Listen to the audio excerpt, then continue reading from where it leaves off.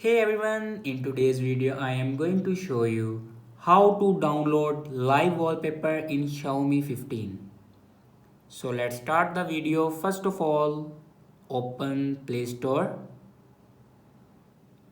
and then search here Magic Flutes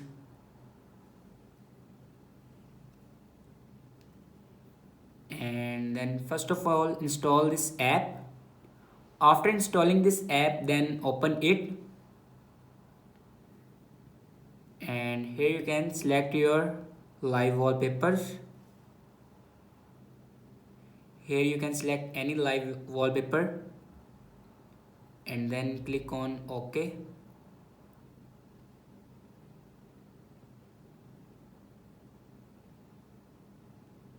Sorry, go back and click on apply settings to live wallpaper and then apply and set as live wallpaper.